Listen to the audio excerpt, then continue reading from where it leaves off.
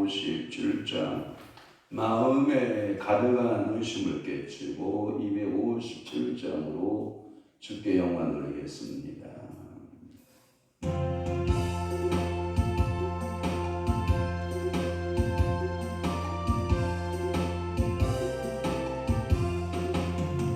마음에 가득한 의심을 깨치고 지극히 막연한 마음으로 찬송을 걸어오리냐 예수의 은혜로 속죄하오네.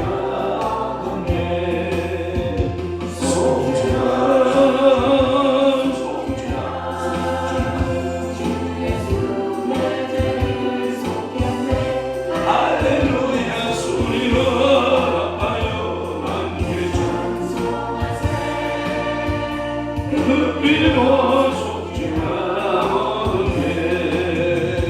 눈이 남같이 없어질 몸에도 속죄하는 고난이요 거룩한 하나님 어린 양 예수의 은혜로 속죄하오네.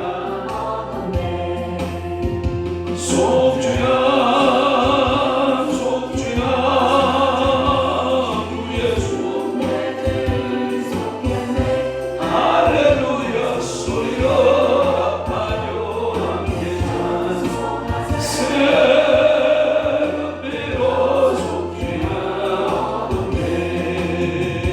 나 같은 죄인 용서받아서 주 앞에 올라오는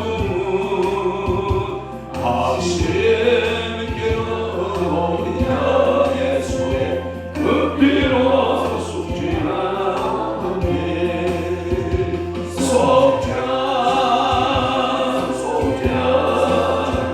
주 예수 내 죄를 속했네. 할렐루야 소리로 아파요 함께 찬송하세. 은혜로 속죄하오네. 거룩한 조국에 올라간 후에도 넘치는 은혜의 찬송을 기쁘게 부르는 어린 양 예수의 은혜로 속죄하오네.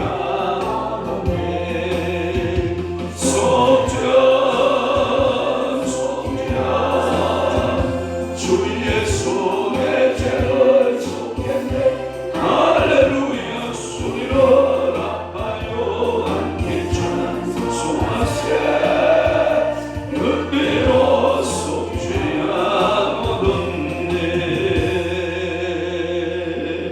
아멘. 전능하사 천지를 만드신 하나님 아버지를 내가 믿사오며 그 위아들 우리 주 예수 그리스도를 믿사오니 이는 성령으로 잉태하사 동정녀 마리아에게 나시고 본디오 빌라도에게 고난을 받으사 십자가에 못 박혀 죽으시고 장사한 지 사흘 만에 죽은 자 가운데서 다시 살아나시며 하늘에 오르사 전능하신 하나님 우편에 앉아 계시다가 절로서 산 자와 죽은 자를 심판하러 오시리라. 성령을 믿사오며 거룩한 공예와 성도가 서로 교통하는 것과 죄를 사하여 주시는 것과 몸이 다시 사는 것과 영원히 산 것을 믿사옵나이다.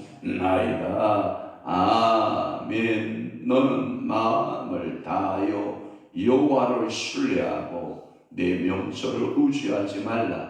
너는 범서의 그를 인정하라. 그리하면 내 길을 지도하시리라. 그렇습니다. 오늘도 우리의 마음을 다하여 전능하신 여호와 하나님 아버지를 신뢰하는 신뢰자들이 다 되도록 성령님 붙잡아 주옵시고 오늘도 내 명철을 의지하지 말라. 너는 범서의 그를 인정하라. 그리하면 내 길을 지도하시리라. 오늘도 여호와 하나님 우리를 지도해 주시고 말씀이 율법이 우리의 인생의 지도자가 되시고 오늘도 저들의 좌우식 가운데 주님보다 앞서지 않게 하시고 말씀보다 성령님보다 앞서지 아니하고 말씀에 따라 순종하는 자들로 성령님 저들을 사로잡으시고 은혜 내려 주옵소서. 오늘부터 또 하나님 아버지 새롭게 시작하는 사랑하는 귀한 성도들의 직장 생활과 사업장의 모든 삶을 주님께서 기억하시고 저들의 가정에 자녀들 모든 하는 일들을 주님이 불꽃 같은 눈동자를 지키시고 은혜 내려 주옵소서. 오늘 월요일 글로벌 힐링 선교회 하나님 보혈 터인데 그곳에도 성삼위 하나님 임재해 주옵시고 교회 전을 찾는 모든 하나님 아버지 주의 백성들에게 하늘 복을 여시고 성령으로 충만케 하옵소서. 예수 그리스도의 이름으로 축복하며 기도하옵나이다. 아멘. 하나님의 말씀 묵상하겠습니다. 다니엘 2장 1절에서부터 2절 말씀까지. 다니엘서 2장 1절에서 2절 말씀까지 합독합니다. 시작. 느부갓네살이 다스린 지 2년이 되는 해에 느부갓네살이 꿈을 꾸고 그로 말미암아 마음이 번민하여 잠을 이루지 못한지라. 왕이 그의 꿈을 저에게 알려주도록 박수와 술객과 점자 이와 갈대 술사를 부르라 말하며 그들이 들어가서 왕의 앞에 선지라. 아멘. 오늘 다니엘 2장 1절에서부터 2절 말씀을 중심으로 해서 느부갓네살의 꿈 첫 번째 말씀으로 오늘 받겠습니다. 느부갓네살의 꿈 첫 번째 시간으로 은혜 받습니다. 먼저 다니엘서 2장에 대한 개론을 좀 말씀드려 볼게요. 다니엘서의 2장의 개론, 이 다니엘의 해몽 사건이에요. 해몽. 꿈은 누가 꾸고 느부갓네살이 꾸고, 해몽은 누가 하고 다니엘이 하고, 여기에 등장하고 있는 네 종류의 지혜자들이 있어요. 당대의 최고가 하는 그 바벨론 제국, 어마어마한 바벨론 제국 가운데 지혜자라고 말하는 네 종류의 사람들을 다 드러내나 여호와께서 주신 그 꿈을 세상 지혜로 푼다 못 푼다? 못 푼다. 그러면 다니엘은 세상 지혜를 받은 사람이에요? 하늘의 지혜를 받은 사람이에요? 하늘의 지혜를 받은 사람. 그래서 하나님께서 주신 꿈은 누가 푼다? 하늘의 지혜를 받은 사람이 푼다. 이게 답이에요. 그래서 다니엘서 2장 가운데 등장하고 있는 것은 그 느부갓네살의 꿈은 사람이 꾼 꿈이 아니라 하나님께서 주신 꿈을 느부갓네살 대신 꾸고, 이 꿈에 대하여 굉장히 어지러웠어요. 이 느부갓네살이 어지러워서 표현하는 방법 가운데 1절에 그는 잠을 잃어버릴 정도로, 잠을 잘 수가 없을 정도로 이 꿈이 도대체 무슨 꿈이냐, 이게 개꿈이냐, 아니면 도대체 이 꿈이 무엇을 상징하는지를 번민하여 잠을 이룰 수가 없었다라고 하는 거예요. 그래서 그 꿈을 꾼 그 번민함을 하나님의 사람인 다니엘이 그 꿈을 이야기를 하면서 그 꿈 이야기를 해몽해주고 그 꿈에 대한 그 설명들을 해줌으로 느부갓네살의 마음을 시원케 해주는 이 사건들이 2장에 등장하는 거예요. 이것은 이 사건은 첫째는 뭐냐면 여호와 하나님이 이방 신들보다 우월하다, 이 말을 하나님은 드러내주고 싶은 것도 어떤 거고요. 또 하나는 뭐냐면 여호와의 종인 다니엘이 바벨론에 아무리 세상의 지혜자라고 해도 하나님의 신에 감동되어진, 하나님의 신이 역사하는 다니엘이 우월하다라는 거예요. 가끔마다 이런 생각을 해봐요. 예전에 우리 한국 교회를 부흥시켰던 목사님들을 이렇게 보면 좋은 대학 나온 목사님들 많잖아요. 그러니까 학벌이 좋거나 가문이 좋거나 뭐 이렇게 지역 사회에서 내세울 만한 사람들이 목사가 된 게 아니고 겨우 예전에는 대학인가도 안 난 성경학교 출신들이거든요. 그런데 이 성경학교 출신들은 특징이 뭐냐? 겸손함이 이게 배어 있어요. 겸손함이 배어 있기 때문에 이 유학을 갔다 오고 학위를 가지고 오고 좋은 대학을 나온 사람들을 그들을 목회하면서 같이 교회를 부흥시켜가는 그 힘은 머리에 있지 않았다는 거예요. 그럼 어디에 있었냐? 무릎에 있었다는 거예요. 그런데 그 무릎에서 나오는 그 힘은 세상에 어떠한 학이나 어떠한 그 좋은 유학이나 어떠한 이 인텔리 최고로 가는 그 학문을 가졌던 사람들을 다 이끌고 교회를 부흥시킬 수 있었다라고 하는 거예요. 이게 힘이라는 거예요. 그래서 하나님의 일은 머리로 하는 게 아니라 하나님의 일은 뭘로 한다? 무릎으로 한다야. 그것을 잃어버리고 요즘 목사님들이 이제 공부하러 다니는 거죠. 외국으로 막 공부하는데, 그럼 목회하면서 언제 공부하느냐? 주로 이제 안식년 같은 것을 준비한단 말이에요. 그래서 안식년 7년 이제 사역, 6년 사역하고 7년째 안식년 되면 이제 가서 공부하고 가서 열심히 조선을 나와요. 그 공부가 목회에 도움이 되는데 공부하면 할수록 뭐가 약해지냐면 무릎이 약해지는 거예요. 그러니까 여러분들은 두 가지를 다 갖추셔야 돼요. 하나는 뭐냐? 열심히 머리도 같이 크고 무릎도 튼튼해져야 돼요.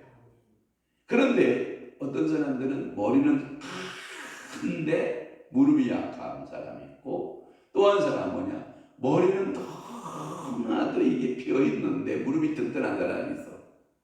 이런 사람은 또 이게 또 기준이 이게 뭐냐면 조화가 잘 안 맞아요. 저는 축복할게요. 머리도 매일같이 커나가고 무릎도 튼튼해지는 여러분 되시기를 바랍니다. 이게 저의 바람인 거예요. 그러니까 이 세상적인 최고가는 학벌을 가진 최고의 사람들을 들여다가 여봐라, 이 꿈을 해석해봐라. 하지만 한다 못한다? 못한다. 그러나 다니엘은 그 꿈들을 다 해석하여 그 세상 지혜자보다 하나님의 성령을 감동을 받은 자가 월등하다, 지혜롭다라고 하는 것을 증명해내는 거고요. 또 2장에서 두 번째는 뭐냐면 느부갓네살이 그 꾼 신상, 신의 꿈이고 그 신상의 꿈이지 않아요. 머리는 금으로 되어 있고, 그 다음은 은으로 되어 있고, 그 다음은 동으로 되어 있고, 그 다음은 철과 흙으로 되어 있는 이러한 그 꿈들의 이야기들을 쭉 통해서 세계사에 이어질 일들을 느부갓네살의 꿈속에 다 담아주는 거예요. 그러니까 하나님께서 이 신상들의 이야기를 쭉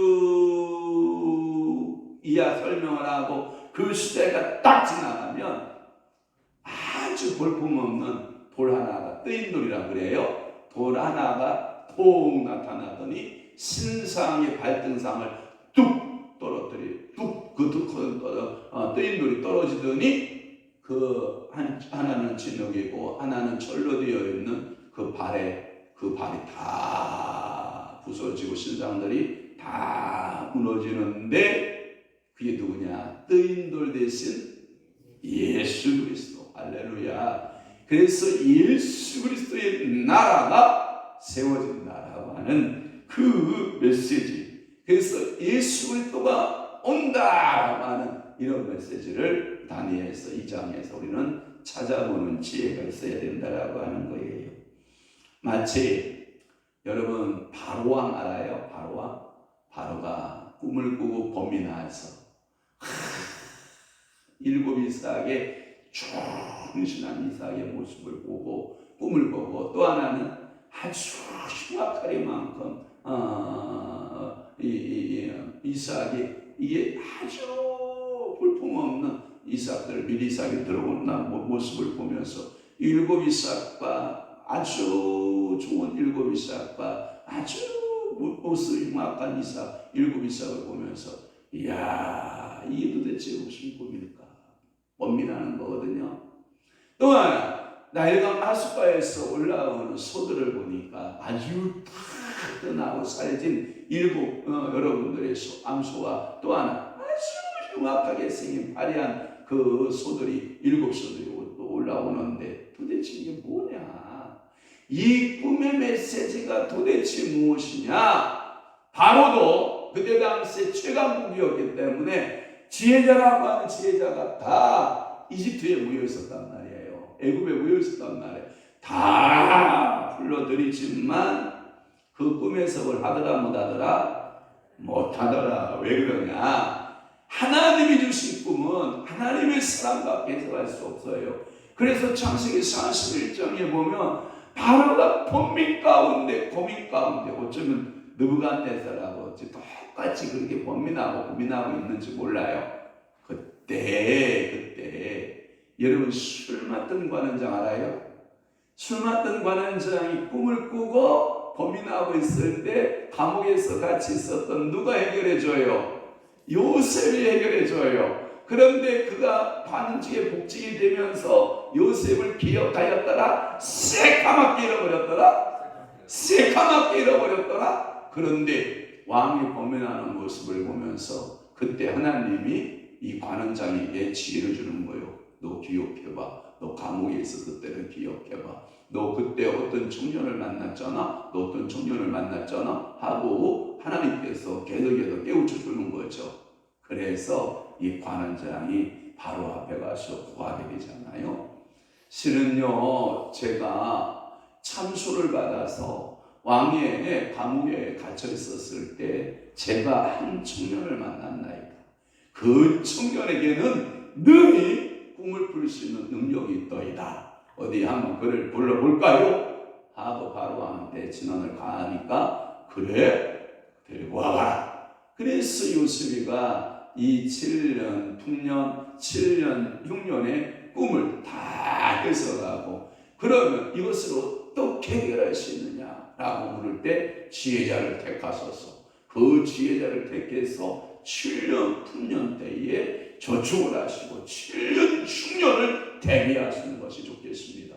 그러냐? 너 같은 자가 이 일을 감당할 자이니 네가 이 일을 맡아서 주관하라. 그리고 내가 이 애굽 땅에 내 왕의 자리뿐만 아니라 그 자리 하나만 빼놓고 다 너에게 주노라. 그래서 바로가 끼고 있던 왕의 인장만 그게 뭐냐? 어인이에요. 우리가 말하면 왕의 상징하는 도장까지 쑥 빼서 누구에게 줘요? 여러분 도장 맡기는 사람 봤어요? 이런 사람 맡겨도 돼. 개뿔 아무것도 없는 사람 맡겨도 돼. 그런데 재산 가치가 몇 조씩 몇 천억씩 되는 사람들은 자기 도장 맡긴다 안 맡긴다? 절대 안 맡기지. 그런데 그 초대제국에 이 애굽을 이 요셉이라고 하는 알지도 듣지도 못한 청년에게 다 맡긴다니까. 이걸 보고 우리는 뭐라고 그러냐? 하나님의 뜻, 하나님의 일이다 이렇게 저는 말씀드리고 싶은 거예요. 그러면 이 장을 조금 더 우리가 이제 아까 이제 총 개론을 얘기했으니까 이제 나누어서 이제 한번 개론을 보도록 할게요. 자, 1절에서부터 동그라미가 13절까지 이루어지는 내용이에요. 이게 느부갓네살 꿈 이야기고 14절에서부터 어디까지 있냐면 24절까지 제가 끊었어요. 24절까지가 뭐냐면 다니엘에 대한 하나님의 계시, 하나님께서 그것을 또 하고 가르쳐 주시는 계시. 또 하나 25절에서부터 45절까지가 다니엘이 해몽하는 사건이에요. 해몽 사건. 또 하나 46절에서부터 49절까지가 뭐냐? 느부갓네살의 경배요. 와, 세상에 다니엘을 경배하기 시작을 하는 거예요. 와.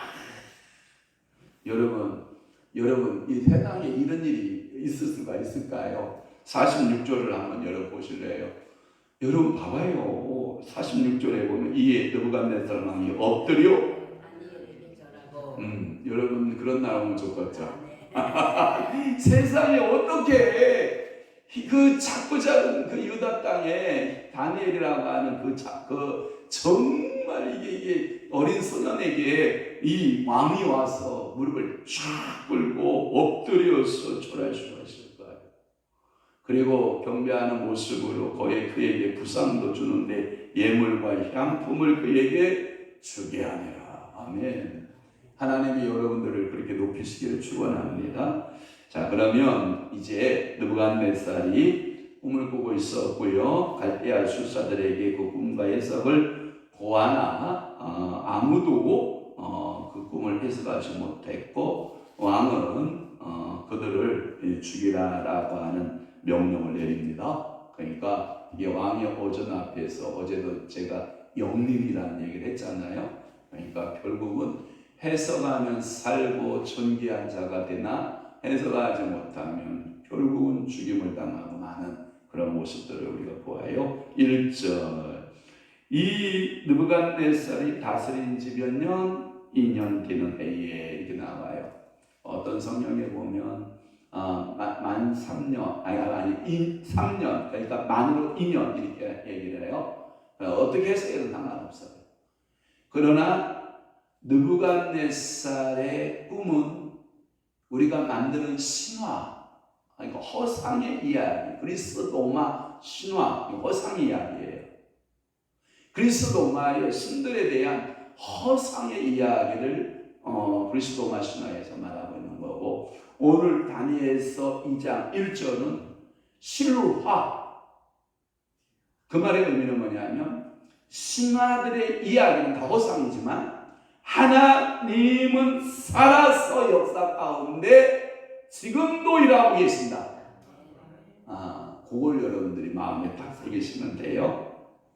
그래서 1장 5절에도 보면 그런 말씀이 있어요. 1장 5절에 보면 한번 다 볼까요? 1장 5절 또 왕이 지정하여 그들에게 왕의 음식과 그가 마시는 포도주에서 날마다 쓸 것을 주어 3년을 기르게 하였으니 그 후에 그들은 왕 앞에 서게 될 것이라. 여기는 3년 이렇게 말했잖아요. 그러니까 횟수로 3년. 그러나 왕의 통치 기원 온년으로 따지면 만으로 2년. 이제 이해되셨죠? 그렇게 여러분 이해하실 수 있기를 바라고. 또 하나 1장의 18절을 좀 보시기를 바라요. 자. 왕이 말한 대로 그들을 불러들일 기한이 찼으므로 관관장이 그들의 느부갓네살 앞으로 데리고 가니 이때가 3년. 만으로 몇 년? 2년. 오케이. 그렇게 여러분 이해할 수 있기를 바랍니다. 이 느부갓네살이 이제 왕으로 즉위한 지 3년. 만으로 2년째가 지날 때쯤에 느부갓네살의 통치에 왜 3년, 2년 이렇게 이야기를 하냐면 또 하나의 해석 방법은 뭐냐면 이런 거예요. 느부갓네살이 왕이 됐을 때 1년만 자기 부친이 섭정을 해줬다 이렇게 보는 거예요.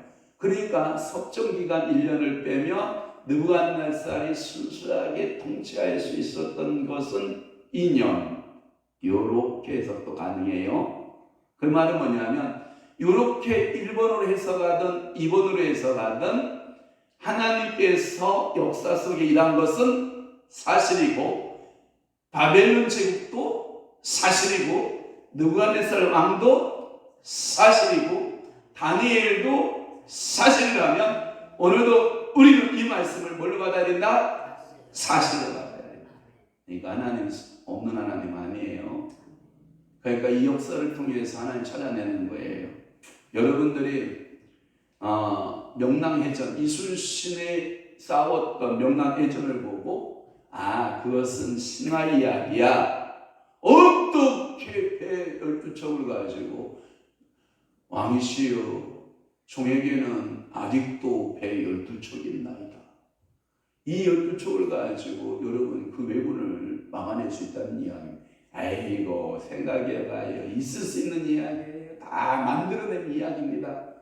이렇게 말하는 사람이 정상이에요. 그냥 맞아 12척 가지고 이순신 장군이라는 분이 그 명랑해전을 통해서 왜군을 물리쳤어. 이것을 믿는 사람이 정상이에요. 근데 안 믿는 사람은 뭐예요? 비정상이에요. 그런데 성경만은 안 믿어요. 왜 그래? 제가 알았어요. 역사적 우리나라의 역사는 지가 이렇게 그냥 이렇게 혈통적으로 그 피가 내 속에 있어. DNA가. 예? 그러니까 믿어 그냥. 한국 사람 믿어. 근데 성경 역사는 안 믿어. 왜? 영적 DNA가 구원의 DNA가 들어가 있어야 되는데 성령의 감동하심의 DNA로 구원받는 확신이 있어야 되는데 그 구원받는 확신이 없으니까 이게 뭘 마치 중국에 가면 무협지 있잖아. 무협지요? 이스라엘 무협지로 생각해.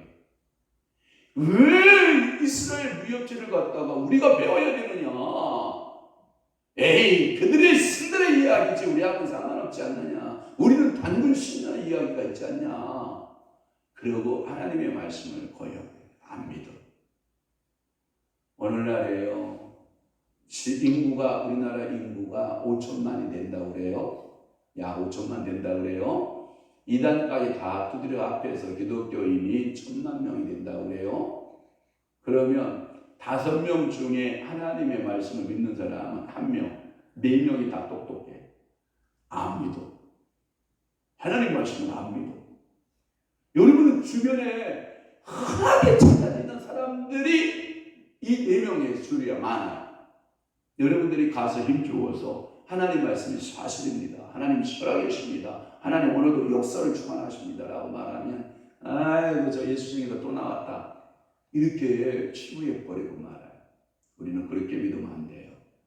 자, 왕이 이렇게 만 2년 때쯤에 꿈을 꿨는데 번민이 시작된 거예요. 이야, 잠 못 자는 번민들.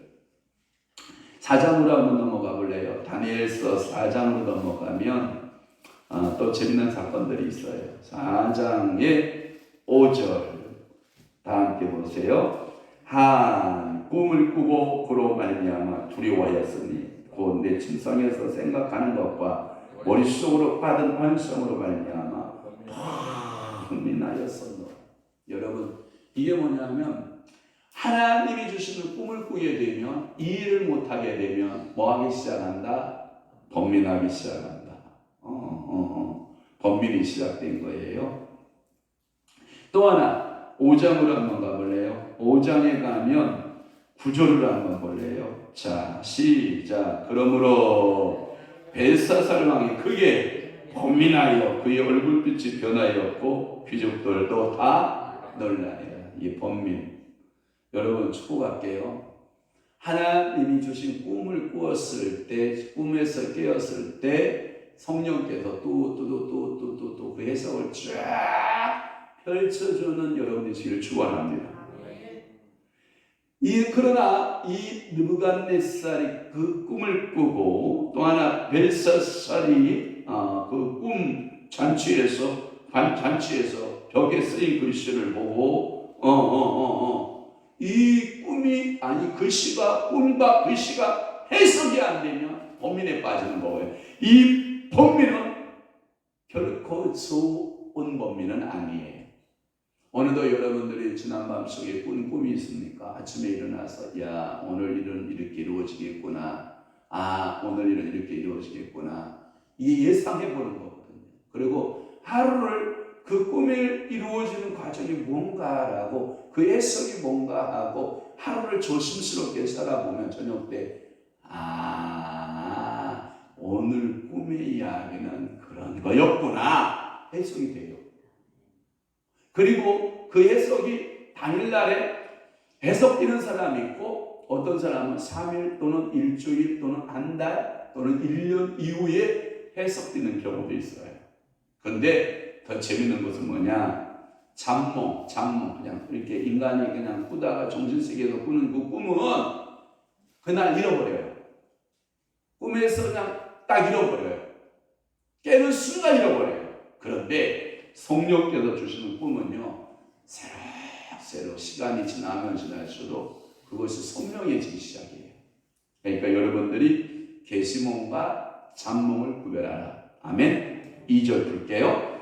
자, 그래서 네 종류의 지혜자를 불러요. 네 종류의 지혜자. 형 앞에 잡아봐요. 첫째 누구냐? 박수. 두 번째 술객. 세 번째 점장이. 네 번째 술사. 여러분 여기 안 들어가기를 바래요. 여기 들어가면 죽어야 돼요. 하나님은 이 사람들을 죽이라고 그러시거든요.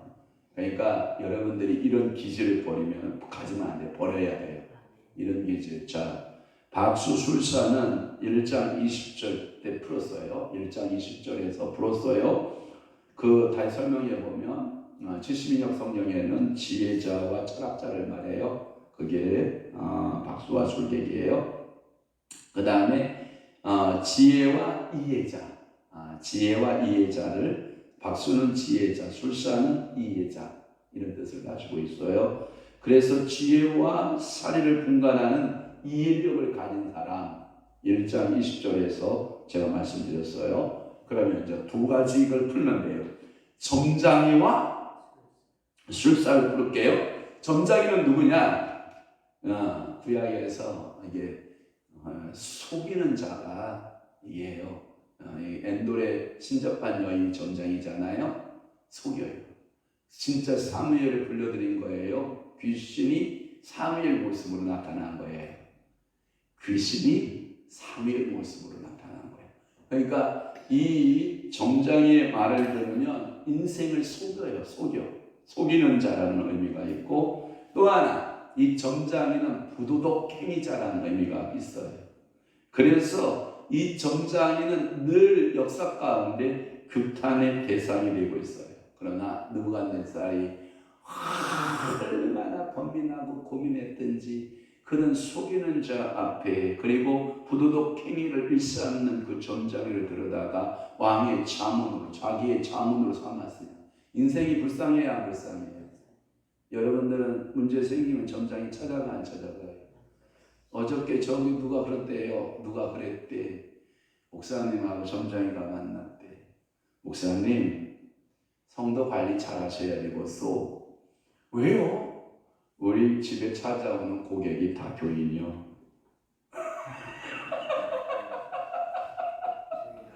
성도 관리 잘 하셔야 되겠소. 왜요? 우리 집 찾아오는 대부분의 사람들이 다 교인이요. 특히 권사들, 머리 희끗희끗이고 기도하지 않는 권사들, 명예직으로 막 받지 못해서 권사, 그래서 권사 받으려고 막 2천만 원, 3천만 원, 5천만 원 막 갖다 대놓고 막 권사 받고, 저는 그렇게 권사를 줘본 적이 없네.